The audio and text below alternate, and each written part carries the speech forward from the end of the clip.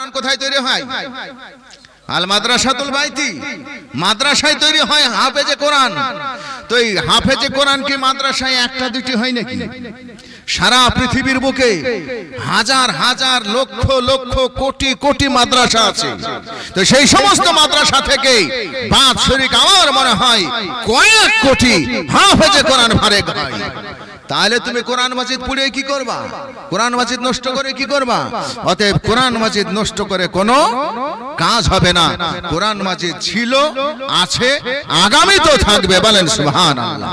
আমার বন্ধু, আমার ভাইরা, আসুন নবীজির চরিত্র, নবীজির চরিত্র শুনে নিন।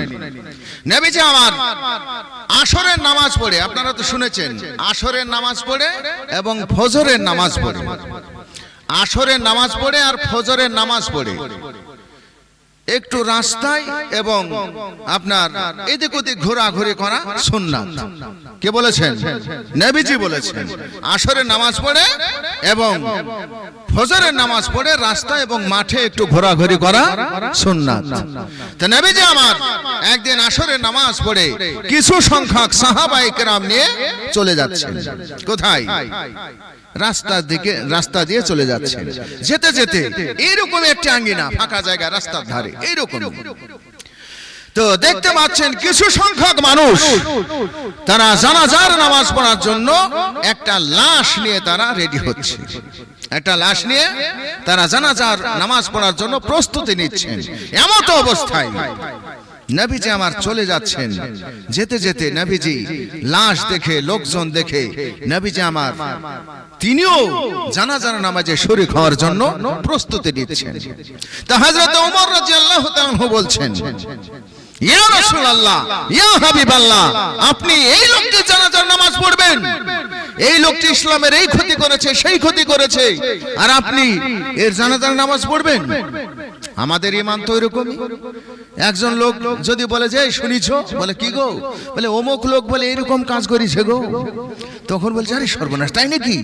তখন ও এর কাছে একটা শুনলো, ও গিয়ে আরেক জায়গায় একটু বাড়িয়ে বললো, আরেকজন আবার আরেক জায়গায় গিয়ে একটু বাড়িয়ে বললো। এইভাবে বলতে বলতে একটা মিথ্যা গল্প চারিদিকে ছড়িয়ে গেল।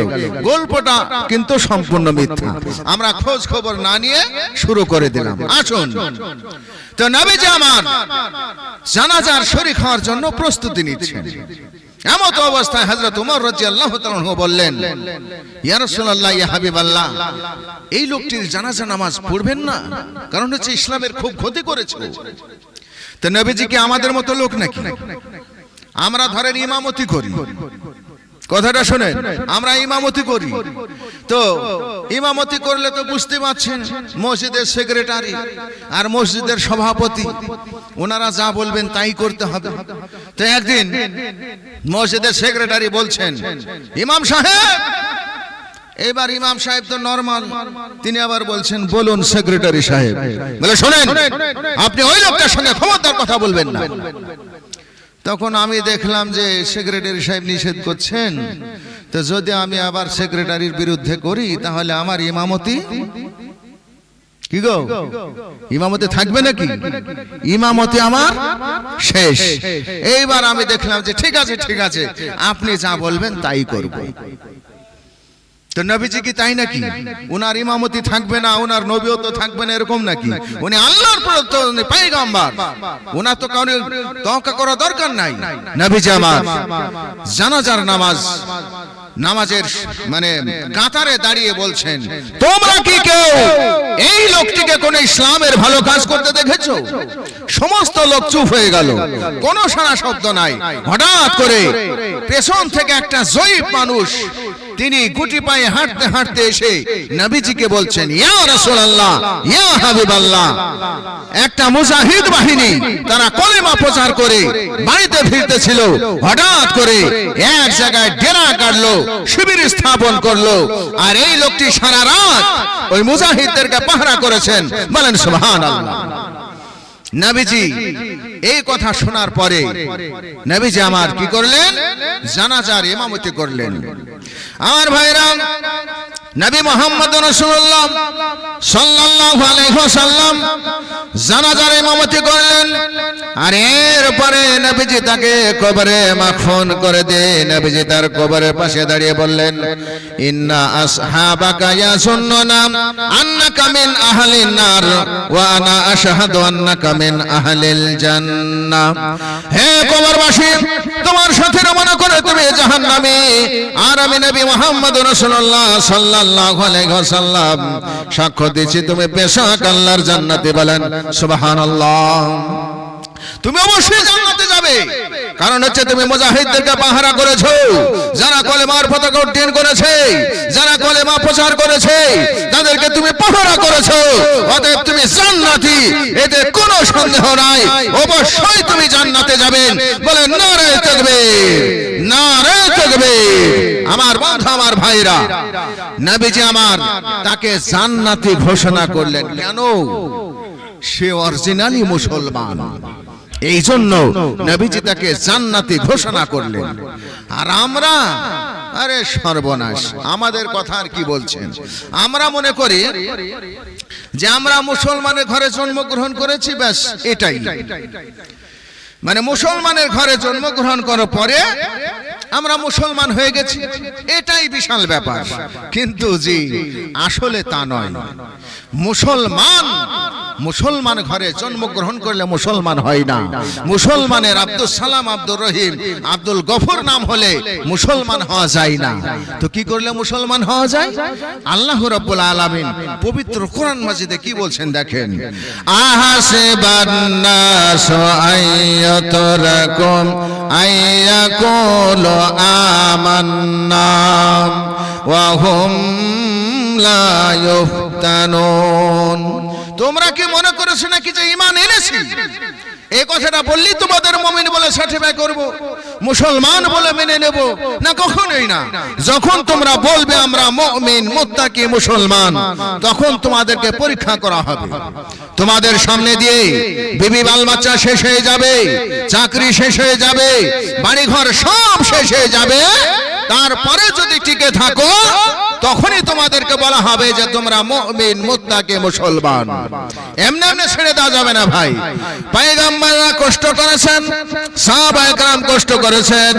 আল্লাহ রাব্বুল আলামিন তিনি বলছেন, আম হাসিবতুম আন তাদখুলুল জান্নাতা ওয়া লাম্মা ইয়াতিকুম মাসালুল লাযিনা খালাউ মিন ক্বাবলিকুম মাসাতুহুমুল বাসা ওয়া দাররা ওয়া যুলজিলু হাত্তা ইয়াকুলার রাসূলু ওয়াল্লাযীনা আমানু মাআহু মাতা নাসরুল্লাহ আলা ইন্না নাসরুল্লাহি করিব। তোমরা কি মনে করেছো যে তোমরা বেহেশতে প্রবেশ করবে, অথচ তোমাদের পূর্বে যারা পৃথিবীতে এসেছিল তাদের আমি যেমন পরীক্ষা করেছি, এরকম পরীক্ষা কোনো তোমাদের উপর আসে নাই, বিপদ আসে না, মুসিবত আসে নাই। এমন বিপদ এসেছিল নবীদের উপরে, সাহাবায়ে কেরামদের উপরে, যে বিপদে মানুষ জর্জরিত হয়ে গেল, নবী এবং তার সাথী সঙ্গীরা এই কথা তাদের মুখ থেকে বেরিয়ে গিয়েছে, মাতা নাসরুল্লাহ। আয় আল্লাহ, তোমার মদত কখন আসবে? মার খেতে খেতে তো শেষ হয়ে গেলাম। এইভাবে যখন চতুর্দিক থেকে মার আসে আর মুমিনেরা ময়দানে পা জড়িয়ে টিকে থাকে দিনকে প্রতিষ্ঠিত করার জন্য, তখনই আল্লাহ রাব্বুল আলামিন ঘোষণা করে দেবেন, আলা ইন্না নাসরাল্লাহি করিব। আর দেরি নয়, আমার মদত, আমার সাহায্য তোমাদের জন্য অবধারিত। বলেন সুবহানাল্লাহ। আমার মদত, আমার সাহায্য তোমাদের জন্য অবধারিত। কারণ হচ্ছে তোমরা দিনের জন্য অপেক্ষা করেছো, আল্লাহর অপেক্ষা করেছো, অতএব তোমরা জান্নাতে চলে যেতে পারবে। এই জন্য আল্লাহ রাব্বুল আলামিন আবার বলছে, কি বলছেন?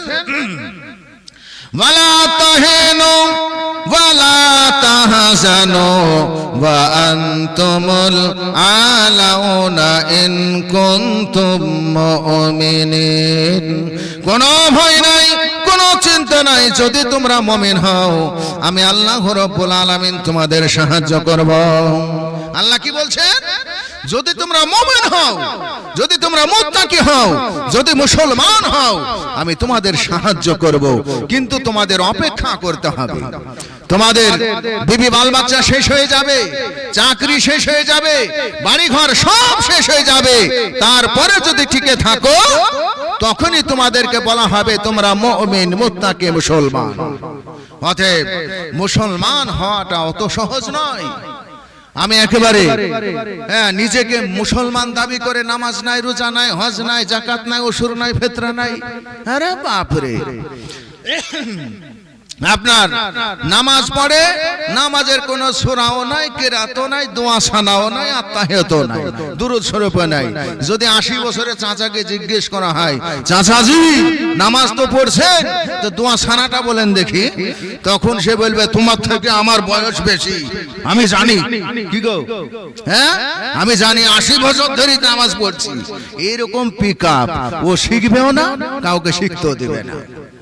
একটা একটা করে যদি আপনি পরীক্ষা করেন মসজিদে, যে চাচা যে আপনি তো নামাজ পড়ছেন, দোয়া সানাটা বলেন, আত্তাহিয়াতটা বলেন, দুরূদ শরীফ বলেন, রুকুতে কোন তাসবিহ পড়েন বলেন, সিজদাতে কোন তাসবিহ পড়েন বলেন, আপনার মাড়ি খুলে নেবে দেখবেন। ও বলবে যে তোমার থেকে আবার বেশি জানি, যাও ওখান থেকে, আপনাকে ধমকে তাড়িয়ে দেয়। কিন্তু চাচা যে কিছুই জানে না। এই জন্য আপনাদের কাছে রিকোয়েস্ট, আচ্ছা বলেন আমরা নামাজ পড়ি, নামাজ কোনটা দেখান, কোনটা নামাজ, এই মাইক কোনটা দেখান, এই যে আমরা কথা বলছি মাইকে, কোনটা মাইক দেখান, এটা মাইক, এটা মাইক, এটা মাইক না ওই মেশিনগুলো মাইক, কোনটা মাইক? আর কথা বলেন। মাইক বলতে কিছুই নাই, সবগুলো মিলে মাইক। কি কথা ঠিক হলো? কি কথা ভুল বললাম নাকি? সবগুলো মিলে মাইক। আপনার নামাজও তাই, দোয়া সানা, আত্তাহিয়াত, দুরূদ শরীফ, দোয়া মাসুরা, রুকু, সিজদা, তাসবিহ, এই সব মিলে নামাজ। আপনি নামাজের দোয়া জানেন না, তাসবিহ জানেন না, রুকু জানেন না, সিজদা জানেন না, আর আপনি একেবারে মনে করছেন যে আমি মুসলমান। ওই নামাজে কোনো কাজ হবে না। যদি বলে যে এগুলো শিখবেন, যদি বলি আমি আপনাকে ধরেন বললাম সাপোজ এগুলো শিখেন, বলে আরবি ভাষা আসে না, হয় না, ওটা তোমার হয় না, আবার কি বন্ধু হয়তো বেশ ভালোই পারো, চায়ের দোকানে বসে অমুকের বউ এত শয়তান গো, অমুক লোকটা এত বাজে লোক গো, আবার ওদিকে বেশ ভালো পারো। নামাজের আজান হয়, আজান শুনতেই পাই না, বুঝতে পেরেছেন? আজান হয়, আজান কানেই যায় না। কি গো আসরের নামাজ হয়েছে নাকি? বলে কি জানি গো, অথচ মসজিদের গোড়ায় বসে আছে। মানে নামাজের আমলই তো নাই তার, তাহলে কেন তার কানে আজান যাবে? এই জন্য ভাইজান আপনাদের কাছে রিকোয়েস্ট করছি, আমরা যতই বাহাদুরি করি, টাকার পয়সার, জমি জায়গা, বাড়ি ঘর, শক্তি যাই বলেন না কেন, সব ব্যর্থ, সব ব্যর্থ হয়ে যাবে যদি আমরা সঠিক জায়গায় না আসতে পারি। যদি আমাদের সূরা কিরাত আপনি যদি একটা একটা করে শিখেন, আরে মাঠে আপনি গীবতটা বাদ দেন, মাঠে কাজ করে আর গীবত করে, কি করে না? কাজ করে আর গীবত করে, এই কার বউ কি, এই কার ওই লোক কি করে, ওই লোক ব্যবসা করে না চুরি করে, ওই সব ওই নিয়ে গল্প মাঠে। কেন মাঠে আপনি এটা করেন না? এই আব্দুল সালাম তুই বলে নামাজ পড়িস, তো দোয়া সানাটা বলতিনি দেখি, আমি একটু শিখি। কি গো দোয়া সানাটা আপনি শিখেন, 5 বার বলেন, 10 বার বলেন, ওখানে আপনি এইটা নিয়ে আপনি ব্যবহার করেন, দেখেন শিখে নেবেন। এই হাঁটুতে হাতে কোন দেওয়া পড়িস রে, ও আপনাকে বলে দিল সুবহানা রাব্বিয়াল আযীম, সুবহানা রাব্বিয়াল আযীম। কয়দিন লাগবে শিখতে? কিন্তু ভাইজান ও আমরা শিখবো না, ও ভালো লাগে না, আমাদের ইন্টারেস্ট লাগে কোনটা? ওই গীবতটা। আল গীবাতু আশাদ্দু মিনাল জিনা। যদি আপনি মিথ্যা গল্প করেন, একজনের কোন সমালোচনা করেন, আপনাকে জাহান্নামে যেতে হবে। কারণ হচ্ছে আল গীবাতু আশাদ্দু মিনাল জিনা, ওইটা জিনা সমতুল্য গুনাহ হয়ে যাবে। হুঁশিয়ার হয়ে যান, সাবধান হয়ে যান, আপনি শেষ হয়ে যাবেন। এই জন্য ভাইজান আপনাদের কাছে রিকোয়েস্ট করি, আজকে আমরা টাকা পয়সা ধন দৌলত নিয়ে ব্যতিব্যস্ত হয়ে গেছি। শেখ সাদী রহমতুল্লাহ আলাই এটা তিনার কিতাবে লিখেছেন। শেখ সাদী রহমতুল্লাহ আলাই বলছেন যে একজন লোক মাঠে গিয়েছে লাঙ্গল বইতে। কি করতে? লাঙ্গল বইতে গেছে মাঠে। তো লাঙ্গলটা বইতে বইতে আপনার চাষ করতে করতে ব্যাস ও একটা একেবারে 5 কিলো ওজনের একটা সোনার দলা পেয়েছে, সোনার একটা ঢেলা পেয়েছে। আর সোনার ঢেলা পেয়ে ওর মাথায় আর কাজ করে না, একেবারে নাঙ্গল বলো ছেড়ে দিয়ে সোনা নিয়ে একেবারে বিশাল ব্যাপার, জড়িয়ে ধরে আর চুমা খায়, বিশাল ব্যাপার। সোনাটা পেয়েছে, তো সোনাটা পেয়ে আনন্দ করতে করতে এবার সাইডে ছিল নদী, বুঝতে পেরেছে? এবার ও চিন্তা করছে সোনা জিনিস কাদা মেখে আছে, হ্যাঁ ধুলো মেখে আছে, দেখতে খারাপ লাগছে। ও কি করেছে, সোনাটা নিয়ে গিয়ে নদীতে পরিষ্কার করছে, মানে ধুতো করতে গিয়েছে, ধুতে গিয়েছে। এবার ধুতে ধুতে ধুতে ব্যাস ফসকিয়ে নদীতে পড়ে গেছে। আর নদীতে যখন পড়লো মাথা খারাপ, মারলো ঝাঁপ, এক ঝাঁপ দিয়ে এদিকে ডুব খায়, ওদিকে ডুব মারে, সেদিকে ডুব মারে, না ও সোনা আর খুঁজেই পেল না। আবার ডুব মারে, ও খুঁজেই পেল না, আবার ডুব মারে, সোনার কোনো খোঁজ নাই। একেবারে ডুব মারতে মারতে আর পানি খেয়ে পেটটা একবারে পুটকা মাছের মতো একেবারে বড় হয়ে গেছে। এইবার চিন্তা করছে যে রে সর্বনাশ, ধোয়ার চাইতে না ধোয়াই ভালো ছিল, ধোয়ার চাইতে না ধোয়াই ভালো ছিল। দেখলো যে আর কোনো কাজ নাই। ওই আপনার শিয়াল বাবা যে বলে না যে আঙ্গুর দেখতে পাচ্ছে সুন্দর একটা আঙ্গুরের থোকা, শিয়াল চেষ্টা করছে ঝাঁপিয়ে ঝাঁপিয়ে চেষ্টা করছে খাওয়ার, কিন্তু না, ও থোকায় কিন্তু যেতে পারছে না। তখন যখন হাঁপিয়ে গেল তখন বলছে আর আঙ্গুর ফল টক, ও কি খাবে? বুঝতে পেরেছেন? আঙ্গুর ফল টকা কি খাবে মা? শিয়াল বাবাজি চলে গেল। এ বেচারা ডুব খেতে খেতে হাঁপিয়ে গিয়ে পানি খেয়ে পেটটা পুটকা মাছের মতো হয়ে গিয়ে এইবার সে বলতে শুরু করলো কি, ধোয়ার চাইতে না ধোয়াই ভালো ছিল। এইবার সে লাঙ্গল বলদ ছেড়ে দিয়ে চলে যায়, মানে ব্রেন আউট হয়ে গেছে। এবার চলে যায়, ধোঁয়ার চাইতে না ধোয়াই ভালো ছিল। একজন জিজ্ঞেস করছে, হ্যাঁ এই ছাইন ভাই, এই আপনার গরু বলদ কই, নাঙ্গল গরু কই সব? তখন ও বলছে যে ধোঁয়ার চাইতে না ধোয়াই ভালো ছিল। যাই ছাইন ভাই কি বলছো, তোমাকে আমি জিজ্ঞেস করছি এক আর তুমি আর এক বলছো, বলে ধোঁয়ার চাইতে না ধোয়াই ভালো ছিল। এবার ও লোকটা ভাবলো যে আর ব্রেন গেছে, আবার চলে যাচ্ছে। যথারীতি বাড়িতে গিয়েছে, বাড়িতে গিয়ে তার মা জিজ্ঞেস করছে, হ্যাঁ রে সাইনউদ্দিন, তোর লাঙ্গল বলদ কই রে, তোর লাঙ্গল বলদ কোথায় গেল? বলে ধোয়ার চাইতে না ধোয়াই ভালো ছিল। এইবার তার স্ত্রী বলছে, হ্যাঁ গো জামালের বাপ, তোমার লাঙ্গল বলদ কই? বলে ধোয়ার চাইতে না ধোয়াই ভালো ছিল। আরে তোমাকে আমি জিজ্ঞেস করছি তোমার লাঙ্গল গরু কই? বলে ধোয়ার চাইতে না ধোয়াই ভালো ছিল। আশ্চর্য ব্যাপার, যে যাই জিজ্ঞেস করে ও বলে ধোয়ার চাইতে না ধোয়াই ভালো ছিল, ধোয়ার চাইতে না ধোয়াই ভালো ছিল। এইবার বিবি চিন্তা করছে তো কঠিন অবস্থা, কি করা যায়? তো ওর বিবি দেখছে যে এত ব্রেন খারাপ হয়ে গেছে, এত ব্রেন শেষ। এইবার একটা ডাক্তার ডেকেছে, ডাক্তার এসেছে। বলে ডাক্তার জিজ্ঞেস করছে, এই সাইনউদ্দিন কি হয়েছে তোমার, বলো। বলে ধোয়ার চাইতে না ধোয়াই ভালো ছিল। বলে আবার ফালতু বকছো, তোমার কি হয়েছে বলো? পেটে ব্যথা করছে, ব্রেনের আঘাত হয়েছে, ব্রেন যন্ত্রণা করছে, মাথা যন্ত্রণা করছে? বলে ধোয়ার চাইতে না ধোয়াই ভালো ছিল। ডাক্তার বলছে আর ব্রেন আউট হয়ে গেছে, আমি কিছু ওষুধ দিচ্ছি, ওষুধটা খেলেই ঠিক হয়ে যাবে। বলে ঠিক আছে দেন। তো এবার ডাক্তার বাবু ওষুধ দিয়েছে যা, তাতে মোটামুটি 500 টাকা। এবার তার বিবি জিজ্ঞেস করছে ক টাকা ডাক্তার বাবু? তো বলছে 500 টাকা। বলে ডাক্তার বাবু তাহলে এক কাজ করেন, আপনি এই টাকাটা কালকে নেবেন। বলে না না, আমি বাকিতে কোনো চিকিৎসা করি না। বলে বাকিতে চিকিৎসা করেন না, আমার কাছে টাকাই তো নাই। কালকে ধান বেচবো, গম বেচবো, পাট বেচবো, তারপরে আপনাকে ওই 500 টাকার বদলে কালকে যান 1000 টাকা দেবো, জানতো কালকে আমি 1000 টাকা দেবো। তখন ডাক্তার বাবু ভাবছে যে একটা দিনের তো ব্যাপার, কালকে ডবল হয়ে যাবে, 500 টাকা থেকে 1000 হয়ে যাবে। তো যাক আলহামদুলিল্লাহ ভালোই হবে। তো ডাক্তার বাবু চলে গেছে। তো এবার রাত্রি বেলায় স্বামী স্ত্রী দুজন শুয়ে আছে, জিজ্ঞেস করছে, হ্যাঁ গো জামালের বাপ, তোমার কি হয়েছে বলো তো? ধোঁয়ার চাইতে না ধোয়াই ভালো ছিল। তখন মেয়েটা চিন্তা করছে যে একে তো ওই সোজা আঙ্গুলে ঘি উঠবে না, তো বলছে জামাল কোথায় আছিস?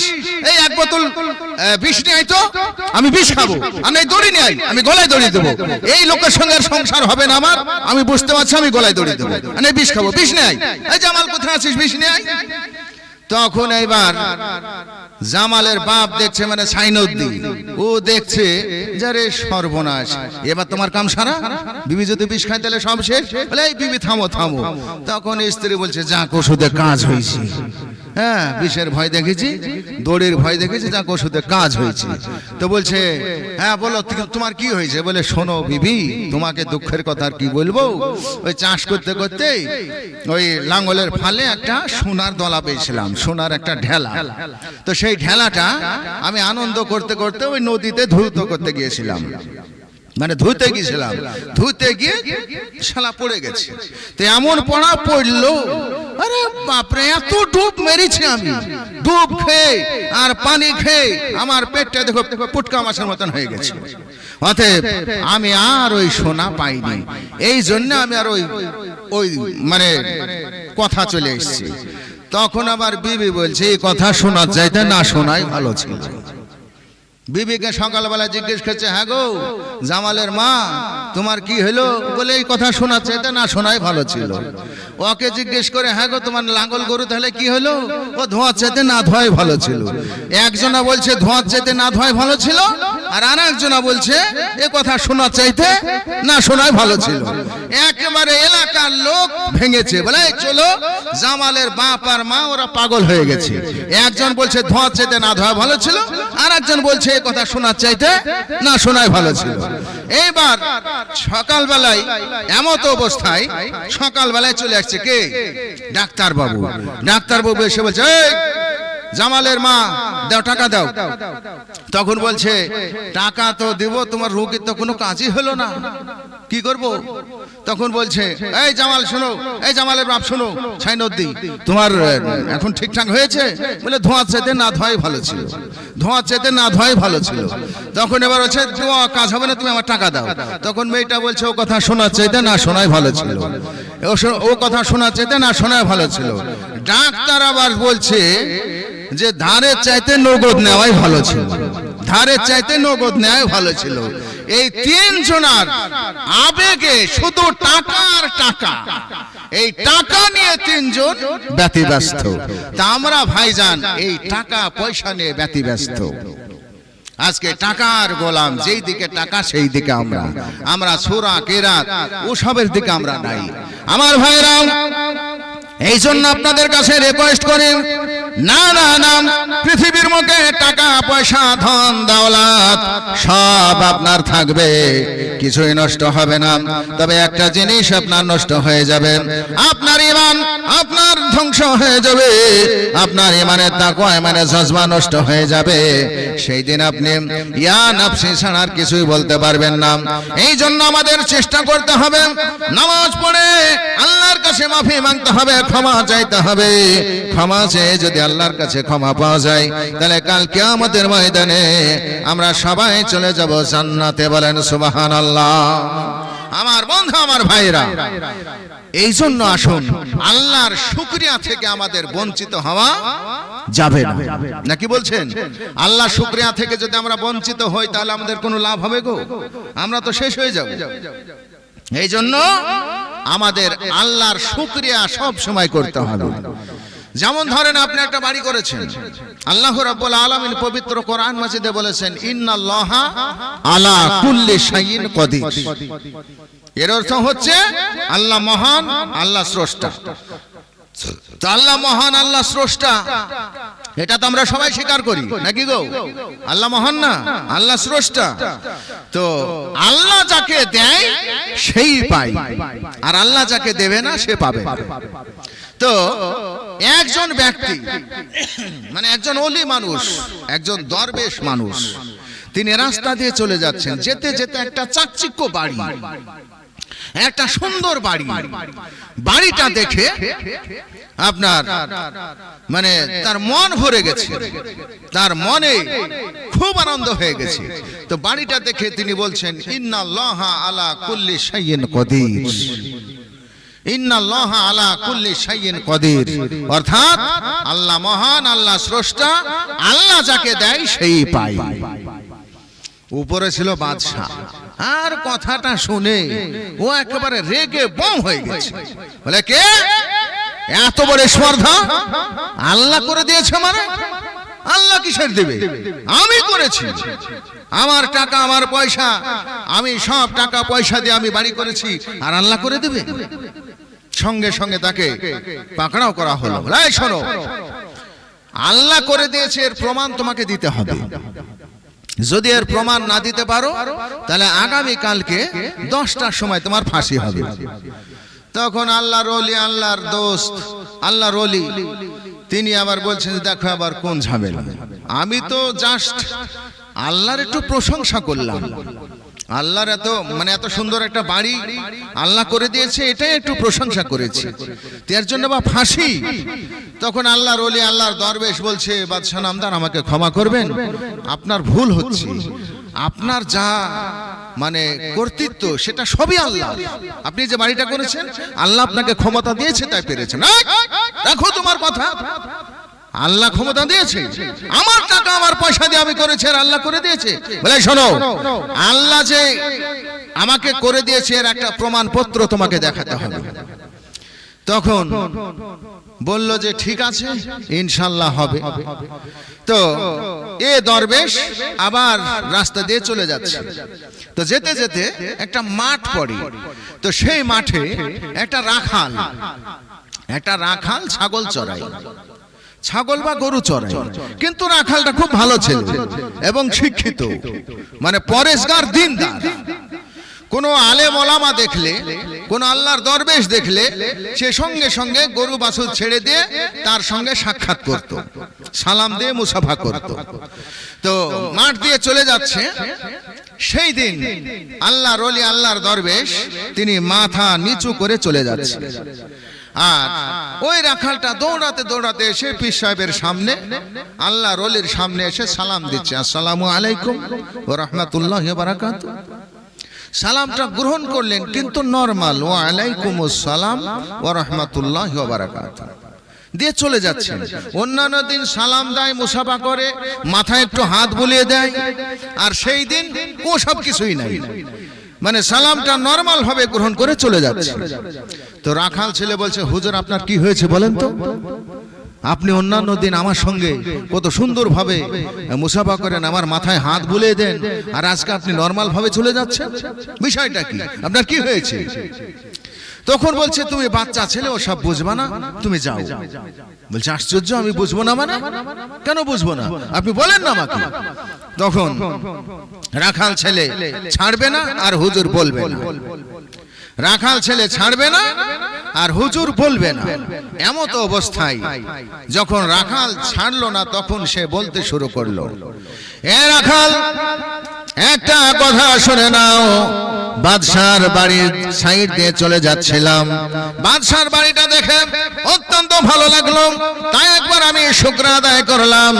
ইন্নাল্লাহা আলা কুল্লি শাইইন কাদির, এই আয়াতটা আমি পাঠ করেছি, অর্থাৎ আল্লাহ রাব্বুল আলামিন তিনি মহান, তিনি স্রষ্টা, এটা প্রশংসা একটু আল্লাহর করেছেন।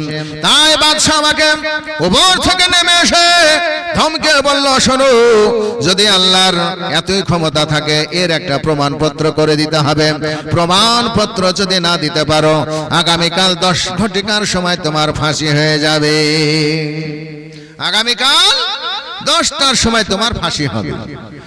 তখন রাখাল ছেলে বলে যে, হুজুর আপনি এই নিয়ে চিন্তা করছেন? কালকে কখন যেতে হবে? আপনি যখন যাবেন রাজদরবারে তখন আমাকে নিয়ে যাবেন, যখন আপনি যাবেন তখন আমাকে নিয়ে যাবেন। তখন বলছে, পীর সাহেব মনে মনে করছেন যে বাচ্চা ছেলে হয়তো খামাখা উড়িয়ে দিচ্ছে, ও আর কতটুকু জানে, কিন্তু আসলে বাচ্চা ছেলে খুব জ্ঞানী। আল্লাহর ওলি যথারীতি চলে গেছে, কিন্তু যথা সময় আল্লাহর ওলি আর পৌঁছায়নি। আল্লাহর ওলি একটু ব্যস্ত হয়ে গেছিল, কেন? যে আমার খামাখা ফাঁসির অর্ডার হয়ে গেল, আমি তো আল্লাহরই জিকির আজকার করি, আমি তো নামাজ পড়ি,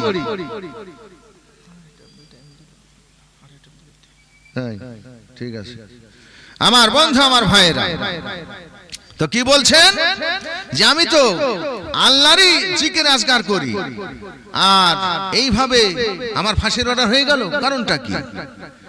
তো ঠিক আছে এই বলে আল্লাহর ওলি আল্লাহর দরবেশ একটা জঙ্গলে বসে জিকির আজগারে মগ্ন হয়ে গেছেন, কিন্তু এমনই মগ্ন হয়ে গেছেন বাদশার কাছে যথা সময় পৌঁছায়নি। বাদশা হঠাৎ করে সমস্ত সৈন্যদের বলল, এই সৈন্যরা যাও ওই ভণ্ড অলিকে ধরে নিয়ে আসো, কোথায় আছে তাকে গ্রেফতারি করে নিয়ে আসো। আমার ভাইরা সৈন্য সামন্ত চারিদিকে ছড়িয়ে গেল, কোথায় সে আল্লাহর ওলি, কোথায় দরবেশ, এইভাবে খোঁজাখুঁজি করতে শুরু করলো।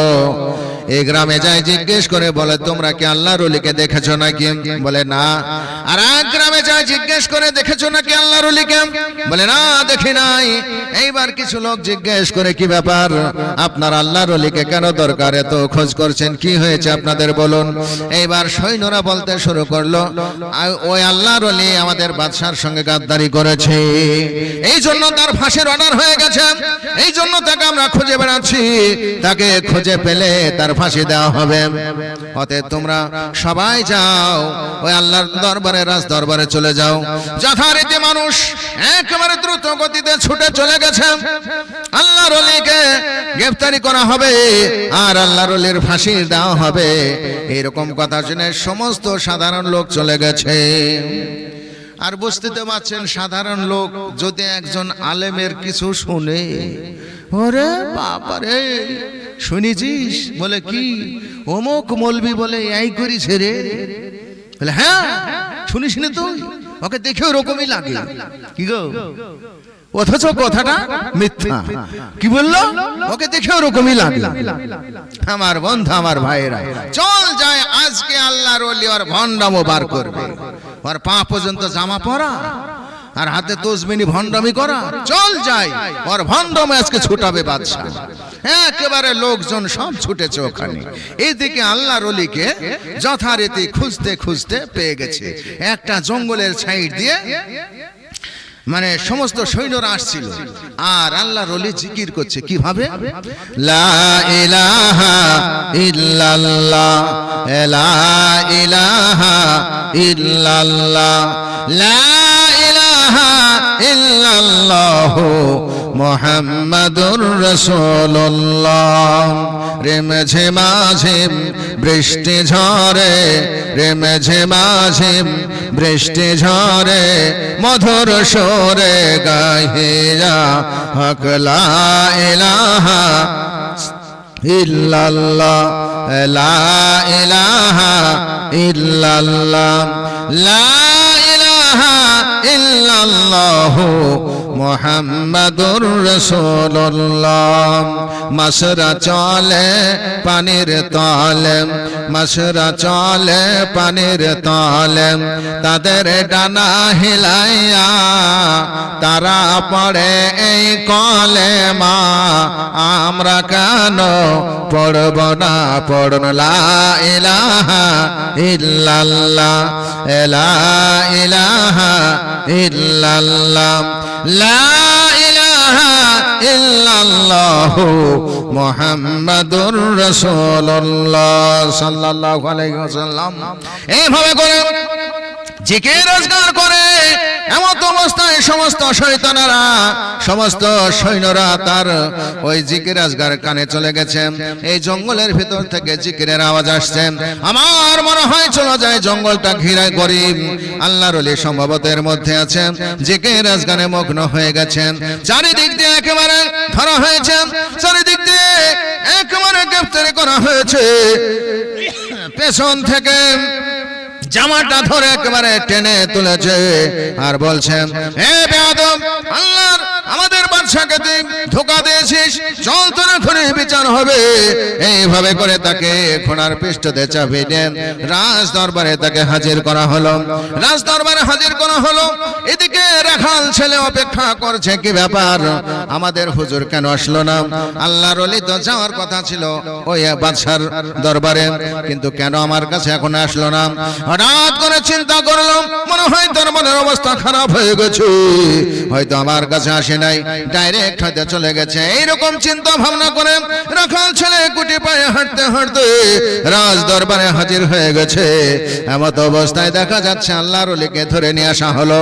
আল্লাহর ওলিকে জিজ্ঞেস করছে বাদশা, আল্লাহর ওলি বলো, তুমি তো বলেছিলে ইন্নাল্লাহ আলা কুল্লি শাইইন কাদির, আল্লাহ মহান, আল্লাহ স্রষ্টা, তুমি যে প্রমাণপত্র করবে বলেছিল, তাহলে আজকে বলো তুমি কিভাবে তুমি প্রমাণপত্র করবা, এই জবাবটা তুমি কিভাবে দিবা বলো। এমত অবস্থায় রাখাল ছেলে বলছে, বাদশা নামদার, ও বাদশা নামদার, আপনার কাছে দরখাস্ত করে, আমি তো বাচ্চা ছেলে, আপনি যদি আমাকে অনুমতি দেন, আল্লাহর ওলি বাদ দেন, আমি বাচ্চা ছেলে, রাখাল ছেলে, আমাকে যদি আপনি অনুমতি দেন, এই প্রশ্নের উত্তর, এই সওয়ালের জবাব আমি দিয়ে দেব, মেহেরবানি করে হুজুর আপনি আমাকে অনুমতি দেন। এই কথা বলার পরে এইবার বাদশা বলছে, তুমি বাচ্চা ছেলে কি জবাব দেবা? বলে, হুজুর অপরাধ ক্ষমা করবেন, আমাকে আপনি অনুমতি দেন, আমি এই প্রশ্নের জবাব দেব, আমি সওয়ালের জবাব দেব, আপনি কোনো চিন্তা করবেন না। এরকম কথা বলার পরে ঠিক আছে বলে, এসো তুমি জবাব দাও। আমার তো অবস্থায় বাচ্চা ছেলে রাজ সিংহাসনের কাছে পৌঁছে গেল। রাজ সিংহাসনের কাছে পৌঁছে গিয়ে রাখাল ছেলে বলছে, হুজুর গো, ও হুজুর, আপনার কাছে একটু দরখাস্ত করি, আমি বাচ্চা ছেলে, আমি রাখাল ছেলে, আমাকে সবাই দেখতে পাচ্ছে না, দেখুন আমাকে সবাই দেখতে পাচ্ছে না, আপনার কাছে একটু রিকোয়েস্ট করছি, আপনার কাছে একটু দরখাস্ত করছি, হুজুর আপনার মাথার তাজটা আর এই রাজ সিংহাসনটা যদি কয়েক মিনিটের মতো ছেড়ে দিতেন, তাহলে আমি রাজ সিংহাসনে বসে মাথায় তাজ পরে এই প্রশ্নের জবাবটা আমি দিয়ে দিতাম, এই সওয়ালের জবাবটা আমি দিয়ে দিতাম, প্রশ্নের উত্তরটা আমি দিয়ে দিতাম, তাহলে সবাই দেখতে পেত। হুজুর মেহেরবানি করে বাদশা নামদার, আমাকে ওই সময়টুকু দেওয়া যাবে নাকি? কি বলছে রাখাল? বলে, আমি বাচ্চা ছেলে, আমাকে সবাই দেখতে পাবে না, আপনি যদি এই রাজ সিংহাসনটা ছেড়ে দেন আর যদি মাথার তাজটা একটু দেন, তাহলে আমি ওই রাখাল ছেলে মানে সিংহাসনে বসে জবাবটা দিয়ে দিতাম, তাহলে সবাই দেখতে পেত, সবাই শুনতে পেত। বাদশা বলছে, ঠিক আছে, তুমি তো রাখাল ছেলে, ঠিক আছে, তুমি কয়েক মিনিটের জন্য নিবা, তো অসুবিধা কি? ঝাঁপিয়ে উঠে পড়লো বাদশা, উঠে মাথার তাজ পরে তাজটা খুলে ওই রাখালের মাথায় পরিয়ে দিল আর বলে, ঠিক আছে, বসো সিংহাসনে। আমার ভাইরা, রাখাল ছেলে মাথায় তাজ পরেছে আর সিংহাসন পেয়েছে, সিংহাসন পেয়ে একবারে বসার সঙ্গে সঙ্গে বলছে, আলহামদুলিল্লাহ, আলহামদুলিল্লাহ, আলহামদুলিল্লাহ। ওগো আল্লাহর বান্দারা, তোমরা শোনো, আমার কাছ তো একটা মাঠের রাখাল, আমি গরু চড়াই, আমি ছাগল চড়াই, আমার এর ছাড়া কোনো কাজ নাই, আমি কিন্তু এখন মাথায় তাজ পরেছি, রাজ সিংহাসনে বসেছি, তোমাদেরকে একটা কথা আমি জিজ্ঞেস করছি, তোমাদেরকে একটা কথা জিজ্ঞেস করছি, সঠিক জবাব দেবা। এ আল্লাহর বান্দারা, এখনই তোমরা সত্য কথা বলো, এই মুহূর্তে তোমাদের বাদশাকে বলো, এই মুহূর্তে তোমাদের বাদশাকে? তখন সবাই বলল, এই মুহূর্তে বাদশা আপনি আমাদের। বলেন সুবহানাল্লাহ। আমার ভাইরা, তখন রাখাল ছেলে বলল, এ বাদশা নামদার শোনেন, আমি একটা মাঠে রাখাল হয়ে, আমি একটা গরু ছাগল চড়ানো লোকে যদি আমি বাদশা হয়ে যেতে পারি কয়েক সেকেন্ডের মতো, কয়েক মিনিটের মতো, তাহলে আল্লাহ রাব্বুল আলামিন আছেন না নাই? ইন্নাল্লাহ আলা কুল্লি শাইইন কাদির, আল্লাহ যদি চায় বাদশা করে দেয়, আল্লাহ যদি চায় ফকির করে দেয়। আপনাকে ওই বাড়ি ঘর করার ক্ষমতা দিয়েছে, আমি রাখালকে কিন্তু দেয় নাই, আমাকে দিয়েছিল শুধুমাত্র এই কয়েক মিনিটের মতো বাদশা হওয়ার। এ বাদশা নামদার, এইবার কি আপনার কোনো বিশ্বাস হলো নাকি? তখন বাদশা নামদার বলছে, রাখাল রে, ও রাখাল শোনো শোনো, আমি বাদশা হয়ে তোমার কাছে হেরে গেলাম, আমি বাদশা হয়ে তোমার কাছে হেরে গেলাম। এ রাখাল শোনো শোনো, আমি তোমার কাছে আজকে আমি কিচ্ছু চাই না, তোমাকে গরু ছাগল চড়াতে হবে না, তোমাকে একটা কাজ আমি দেব, তুমি করবা নাকি? বলে, বাদশা নামদার, আমার গরু ছাগল চড়ানো কাজ যদি আপনার রাজ দরবারে কোনো কাজ দেন, তবু আলহামদুলিল্লাহ, এটা আল্লাহর কাছে হাজার শুকরিয়া, যদি আপনি কোনো কাজ দেন আলহামদুলিল্লাহ আমি করব। এবার বাদশা বলল, ঠিক আছে, তোমাকে আর গরু চড়াতে হবে না, তোমাকে কাজ করতে হবে। সেই কাজটা হচ্ছে একেবারে নরমাল কাজটা হচ্ছে, আমি যে কসাইখানায় গোশত খায়, প্রত্যেকদিন কসাইখানা থেকে গোশত নিয়ে আসা হয়, অন্য একজন গোশত আনতে যায়, ওই লোককে এখনই বাদ দিয়ে দেওয়া হলো, তোমাকে ওই কসাইখানার সঙ্গে যুক্ত করে দিলাম। প্রত্যেকদিন সকালবেলায় তুমি চলে যাবা গোশত আনতে, গোশত নিয়ে এসে তোমার ছুটি, আর কোনো কাজ করতে হবে না। বলে ঠিক আছে বাদশা নামদার, আলহামদুলিল্লাহ আলহামদুলিল্লাহ, আমি খুশি হয়ে গেলাম। কিন্তু বাদশার একটা রাগ থাকলো। কিরকম রাগ থাকলো? একটা বাচ্চা ছেলে রাখাল হয়ে আমাকে ঠকিয়েছে, এইবার তাকে উচিত জবাব দেব। ভিতরে একটা রাগ থেকে গেল। যুক্ত করলো কোথায়? কসাইখানায়। আমার ভাইরা, আল্লাহ রাব্বুল আলামিন তিনি মহান, তিনি স্রষ্টা, তিনি যেটা করবেন সেটাই হয়ে যাবে। রাখাল ছেলে একদিন একটা থলি নিয়ে, একটা ব্যাগ নিয়ে মার্কেটে চলে যাচ্ছেন। মার্কেটে যাওয়ার কিন্তু একটা সংক্ষিপ্ত রাস্তা আছে। মার্কেটে যাওয়া একটা সংক্ষিপ্ত রাস্তা আছে। যেমন রাস্তা দিয়ে গেলে একটু ঘুরে হয়, আর মাঠ দিয়ে গেলে কাছে হয় না। অনেক জায়গা রাস্তা দিয়ে গেলে একটু ঘুরে হয়, আর মাঠ দিয়ে যদি সোজা যাওয়া হয় তাহলে কাছাকাছি হয়। আমার ভাইরা, রাখাল ছেলেটা বেলা 10টা-11টার সময় একটা থলি নিয়ে, একটা ব্যাগ নিয়ে রাস্তা দিয়ে চলে যায়, মাঠ দিয়ে চলে যায়। যেতে যেতে যথারীতি দেখা গেল এক জায়গায় বাদশার একমাত্র পুত্র, বাদশার একমাত্র পুত্র, ওই পুত্রটা, ছেলেটা কি করছে? ছেলেটা ঘুড়ি ওড়াতে ওড়াতে ঘুড়িটা গাছে বেঁধে গেছে। এবার গাছে যখন বেঁধে গেছে, অনেক চেষ্টা করে কোন রকম ভাবে ঘুড়িটা পারতে পারছে না। হঠাৎ করে জিজ্ঞেস করেন, এ রাখাল শোনো, তুমি তো আমাদের বাড়ির কাজের লোক, তুমি তো আমাদের বাড়ির কাজের ছেলে, শোনো শোনো, তোমার কাছে একটা কথা বলি, আমার ঘড়িটা তুমি পেড়ে দাও। এবার সে বলছে, না না না, আমি পেড়ে দিতে পারবো না, তোমার আব্বাজান আমাকে হুকুম করেছেন, তোমার আব্বাজান আমাকে বলেছে, অতএব ওই কাজটা আগে করবো, তার আগে কোনো কাজ হবে না। এবার বলে, না না না, তুমি আমার ঘড়িটা পেড়ে দাও। যখন এইভাবে কথোপকথন চলতে শুরু করলো, রাখাল বলল, ঘড়িটা আমি পেড়ে দিতে পারবো না। আর রাখাল ছেলে এবার বাদশা নামদারের একমাত্র পুত্র বলে দিল যে শোনো। এবার বাদশার একমাত্র পুত্র বলল, শোনো, আমাদের এক কাজ করো, আমি তুমি ব্যাগটা আমাকে দাও, আমি মার্কেটে গিয়ে গোশত আনবো, বাজারে গিয়ে গোশত আনবো, এখানে নিয়ে এসে তোমাকে দিয়ে দেব, আর তুমি বাড়িতে নিয়ে চলে যাবা, ততক্ষণ আমার ঘড়িটা তুমি পেড়ে দাও। যথারীতি বাচ্চা ছেলে, রাখাল ছেলে বলল, ঠিক আছে, তাই হবে, তাই হবে। যথারীতি গাছে উঠে রাখাল ছেলে গাছে উঠে ঘড়িটা পেড়ে দিয়ে বসে আছে। 1 ঘন্টা বসে আছে, 2 ঘন্টা বসে আছে, ঘন্টার পর ঘন্টা 3টি বেজে গেছে, তবুও কোনো রাখাল ছেলের পাত্তা নাই। হঠাৎ করে রাখাল ছেলেটা ভাবছে, বড় লোকদের ছেলেগুলো বেশিরভাগ বেয়াদব হয়, আমার মনে হয় ঘুড়িটা, আমার মনে হয় গোশত নিয়ে ওই রাস্তা দিয়ে বাড়িতে চলে গেছে, অতএব না না না, আর দেরি করা যাবে না, এবার বাড়িতে যাই। যথারীতি বাড়িতে যেতে শুরু করেছে ঘুড়িটা হাতে করে। আর এদিকে বাদশা নামদার দুপুরের খাওয়া দাওয়া করে একবারে ঘুম পেড়ে মাঠের সোজা জানালা ছিল, জানালাটা খুলে মাঠের দিকে তাকিয়ে দেখছে রাখাল ছেলে ঘুড়িটা নিয়ে চলে আসে। এবার বাদশা মনে করছে যে রাখাল ছেলে, আবার মনে করছে না না না, রাখাল হতে পারে না, এই বছর তো কাছাকাছি হয়ে যাচ্ছে। এমত অবস্থায় বাদশা নামদার কনফার্ম হয়ে গেলেন যে ওটা রাখাল ছেলে।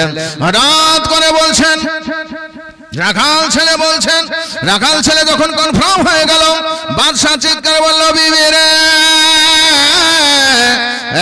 প্রাণের বিবি,